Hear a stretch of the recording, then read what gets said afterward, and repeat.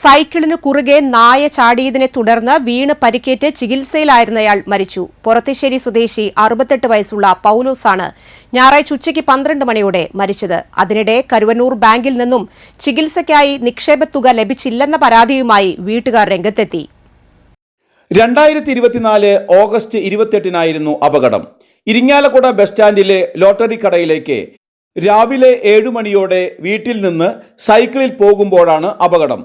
സ്വകാര്യ വ്യക്തി വളർത്തുന്ന നായ റോഡിലൂടെ പോവുകയായിരുന്ന പൗലോസിന്റെ സൈക്കിളിലേക്ക് എടുത്തു ചാടുകയും നിയന്ത്രണം വിട്ട് റോഡിൽ തലയടിച്ച് വീണതിനെ തുടർന്ന് അബോധാവസ്ഥയിലാവുകയും ആയിരുന്നു. തൃശൂരിലെ സ്വകാര്യ ആശുപത്രിയിൽ ചികിത്സ നടത്തിയെങ്കിലും സാമ്പത്തിക പ്രശ്നം മൂലം പിന്നീട് വീട്ടിലായിരുന്നു ചികിത്സ. ഞായറാഴ്ചയാണ് പൗലോസ് മരിച്ചത്. കരുവന്നൂർ ബാങ്കിൽ നിക്ഷേപമുണ്ടായിരുന്നെങ്കിലും ചികിത്സയ്ക്ക് ആവശ്യമായ പണം ലഭിച്ചിരുന്നില്ലെന്ന് ഭാര്യ വെറോനിക്ക ആരോപിച്ചു. 10 വർഷം മുമ്പ് 4 ലക്ഷം രൂപ കരുവന്നൂർ ബാങ്കിന്റെ പൊറത്തിശ്ശേരി ശാഖയിൽ നിക്ഷേപിച്ചിരുന്നു.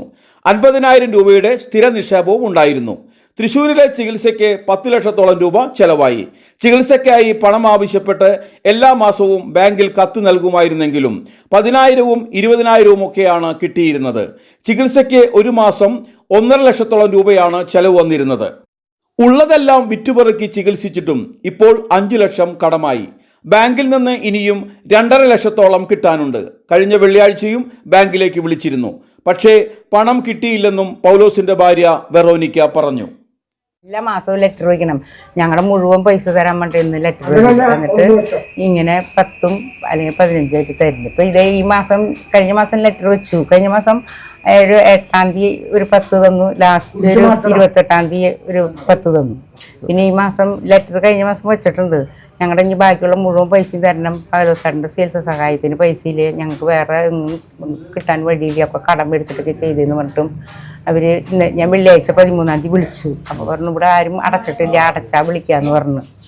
ഇപ്പൊ നമുക്ക് എത്ര രൂപ ബാലൻസ് ഉണ്ടാവും കിട്ടാനായിട്ട്? 2.5 ലക്ഷം രൂപ ബാലൻസ് ഉണ്ടല്ലേ. നമുക്കിപ്പോ ഈ ചികിത്സയുടെ ഭാഗമായിട്ട് എന്തെങ്കിലും കടബാധ്യതകൾ? 5-8 ലക്ഷം രൂപ കട